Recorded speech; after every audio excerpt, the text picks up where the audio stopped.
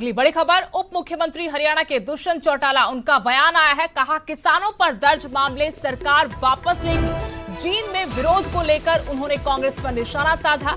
कहा विरोध करने वाले कौन हैं ये सब जानते हैं। एक तरफ बड़ा बयान उप मुख्यमंत्री दुष्यंत चौटाला का, जिसमें कहा कि किसानों पर दर्ज मामले सरकार वापस लेगी। इससे पहले भी मुख्यमंत्री मनोहर लाल ने ये संकेत दिए थे, कहा था कि जिन किसानों पर मुकदमे दर्ज हैं, इस मामले को वो सहानुभूति पूर्वक देखेंगे। और अब उप मुख्यमंत्री दुष्यंत चौटाला का ये बयान कि सरकार किसानों पर दर्ज मामले वापस लेगी। इसके अलावा जींद में विरोध को लेकर दुष्यंत चौटाला ने कांग्रेस पर निशाना साधा। कहा विरोध करने वाले कौन हैं ये सब जानते हैं।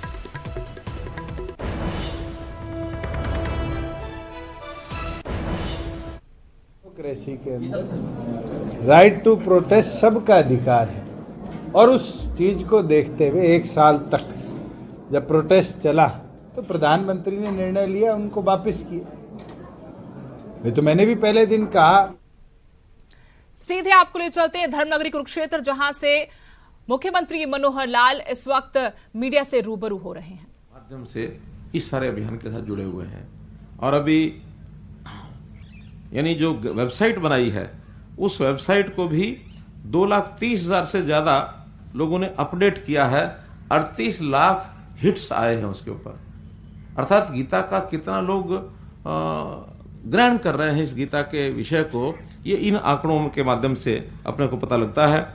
एक ऑनलाइन प्रश्नोत्तरी प्रतियोगिता 21 नवंबर से ये शुरू की गई है। इसमें भी 8 दिसंबर तक ये चलेगी। अभी तक 55,000 से ज्यादा लोगों ने इस पर अपना पंजीकरण कर लिया है, और इस प्रतियोगिता में श्लोक्स बोलने का, लिखने का, वो जो सारी प्रतियोगिताएं हैं उसके माध्यम से इन सब लोगों को एक अवसर जो है वो मिलेगा। तो ऐसे यही जो ब्रह्म सरोवर है, इसके चारों तरफ स्टॉल्स लगाने के लिए दुकानें बनी हुई हैं। तो वहां पर शिल्प और जो सरस मेला होगा उसमें लगभग कितनी दुकानें हैं? लगभग 1,400 के आसपास। तो 400 के आसपास ये सब दुकानें हैं, शायद ज्यादा होंगी। एक छोड़ के एक दे रहे हैं इस बार हम 800 के लगभग हैं, एक छोड़ के एक दे रहे हैं, ताकि कोविड के उस सारे लिमिटेशन का उसमें भी ध्यान रखा जा सके।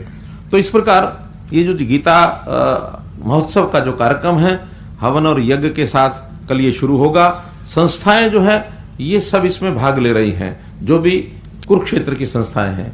कुरुक्षेत्र का जो विश्वविद्यालय है इसमें भी एक 3 दिन की गीता संगोष्ठी ये भी उसमें होगी। ऐसे ही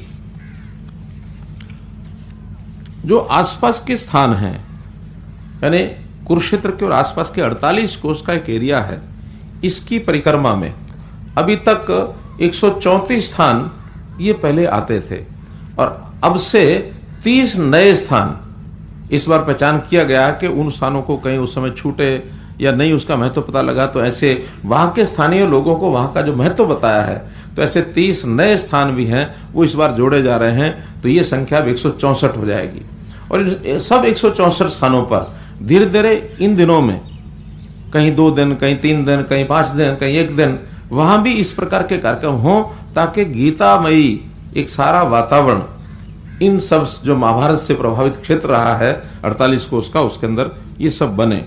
सांस्कृतिक कार्यक्रम उनका भी आयोजन किया जाएगा, जिसके अंदर स्वदेशी और विदेशी सब कलाकार, खास करके पुरुषोत्तम बाग में जो ब्रह्म सरोवर में आजादी के अमृत महोत्सव आधारित जो भव्य सांस्कृतिक कार्यक्रम होंगे, बहुत हर दिन सायंकाल के समय ऐसे सांस्कृतिक कार्यक्रमों का आयोजन भी किया जाएगा। हर दिन के कलाकार और उसका जो थीम है वो अलग अलग होगा, ताकि लोग उसको देख सकें, उसका आनंद ले सकें। संत सम्मेलन 12 दिसंबर 2021 को वो संत सम्मेलन होगा, जहां सारे देश के विदेश के संत समागम, यानी संतों के विचार, आखिर हर किसी व्यक्ति का, सिटीजन का अलग अलग प्रकार से गीता का अध्ययन करने का या गीता को ग्रहण करने का अलग अलग प्रकार होता है। मनोहर लाल जानकारी दे रहे थे कि 2 से 19 दिसंबर तक ये महोत्सव मनाया जाएगा। न सिर्फ हरियाणा में कुरुक्षेत्र में, बल्कि विदेशों में भी ये महोत्सव धूमधाम से मनाया जाएगा।